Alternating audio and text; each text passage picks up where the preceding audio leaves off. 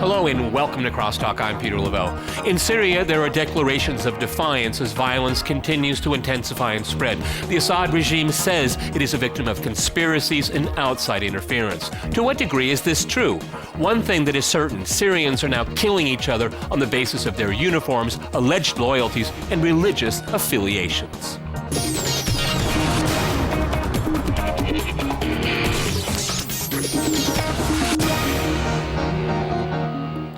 To discuss the future of Syria, I'm joined by Ivan Eland in Washington. He is a senior fellow and director of the Center on Peace and Liberty at the Independent Institute.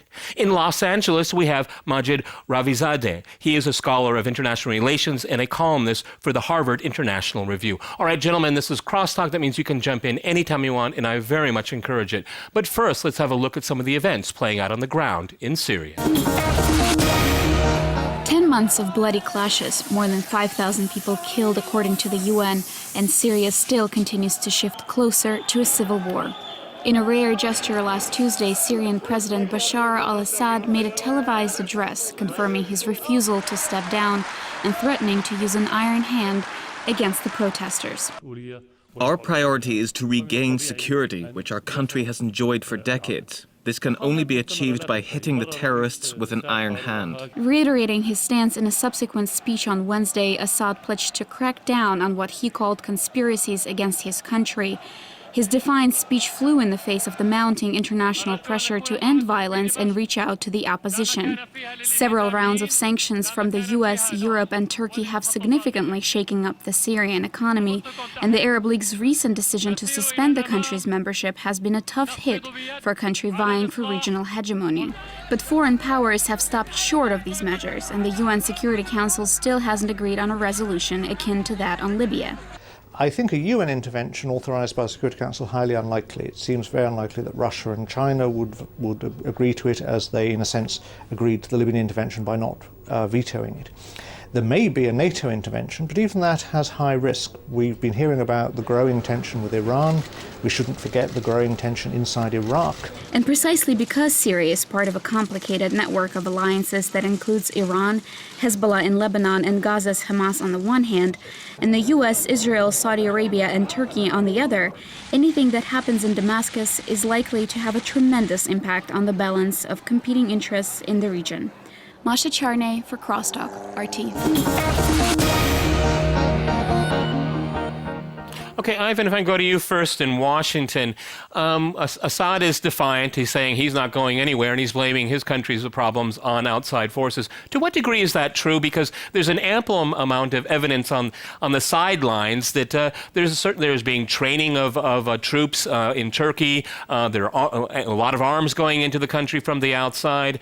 There's even talk that the United Nations, the American National Security Agency is looking at some options right now. I mean, are we seeing a build-up to an outside intervention into Syria? Well, certainly Turkey has has flip-flopped and gone against Assad, and I think they are harboring some of the dissidents and that sort of thing. I'm not sure this is an organized plot, but I think the powers such as Turkey and the United States are probably taking advantage of the internal protests for democracy in Syria. I don't think we can say that those protests are not legitimate or genuine, but I think, of course, initially the United States was reluctant, I think, to get rid of Assad as much as they don't like him, because they were afraid of something else. I think, and Israel was certainly in that boat. I think Israel is resigned now to the fact that he is probably going to be swept from power, and the Israelis said that they're preparing for refugees and that sort of thing. So I think the other powers, outside powers, are predicting Assad's demise, and Turkey might actually be helping them. And it's difficult to tell what the U.S. wants now, but the U.S. wants stability for Israel, and I think Israel's security is paramount. And they may have reached the conclusion that Assad is eventually going to go, and they're trying to manage that. But So the other powers around there, Israel, Turkey, the United States, of course, they're all interested in what's going to happen there, but they can't really control events, I don't think. Okay, Majid, if I can go to you in Los Angeles, are we looking at the last days or months, weeks, months of the Assad regime?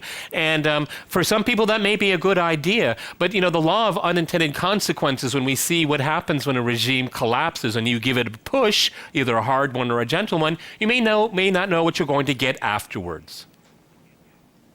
Yeah, if you don't mind, I just go back to the point that your other guest made. I respectfully disagree that Turkey and United States had been flip-flopping. I think they actually had consistent policies, and I think that they took different steps as dialogue first and diplomatic initiatives to convince Assad to stop the violence. When he decided to follow the direction that the other dictators in the region, such as Gaddafi and Hosni Mubarak, took, I think they decided to go to the next step and impose sanction on Syria. And I think now they lost hope that Assad is really willing to make reforms inside, political reforms, or to release the prisoners and to stop the killing and the systematic torture. And I think now they're waiting for the Arab League. So the Arab League, if decided to refer the case to the United Nations or the UN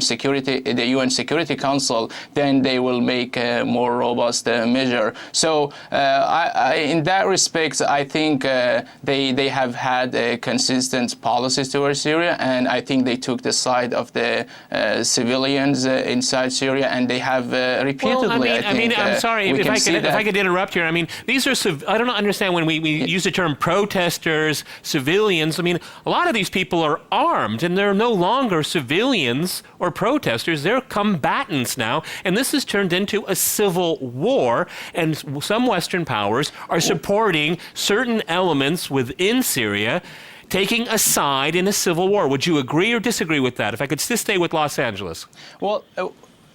Well, I think, I agree that if the violence continues and Assad insists on using the tactics of heavy security forces and military forces to address the legitimate demands and grievances of the people, that might descend into a civil war. But I don't know really there are those armed groups that the Syrian regime is trying to paint and to show a picture that they are attacked by these terrorist groups, or recently Al-Qaeda, or other foreign-backed plots and conspiracies. And I think we shouldn't really fall in this fallacy that the Syrian regime is trying to paint and to depict. But I agree that if the violence continues, we will have a full-fledged civil war inside Syria. And I'm seeing that recently, actually, the president Bashar Assad and the regime has been trying to play on this string too, that the sectarian string, and if we leave the power, if we are removed from the power. Okay, I want to go to Ivan on that one here. I mean, let's look at the sectarian element of it here, because I get a little sick and tired of people just saying the democracy movement. I'm not convinced all of these people protesting or using weapons are for democracy. They may be for other things, and they don't like the regime. Fine. But is it really about democracy, or is it more and more about sectarianism? Well, I think, there is a democracy element. There's also, as you pointed out, there's people with defectors, military defectors, who are using weapons, and it has turned violent. And yes, there is sectarian strife, and so we have this mixture of people with mixture of motives. And this happens in revolutions. I bet you could say it happened in Egypt, even Libya, Tunisia. And a lot of the times, the people who start these things don't finish it up. That's right. And I think the original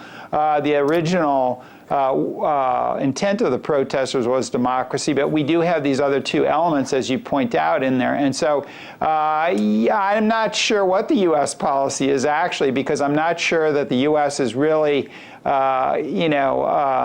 that enthusiastic about getting rid of Assad. It's sure they don't like him, just like they didn't like Gaddafi, but there are many more costs to the United States for getting rid of him, as for Israel as well, because Assad is right between all these important countries and near Persian Gulf oil and that sort of thing, and also an important Arab player that Libya was never, Gaddafi was never such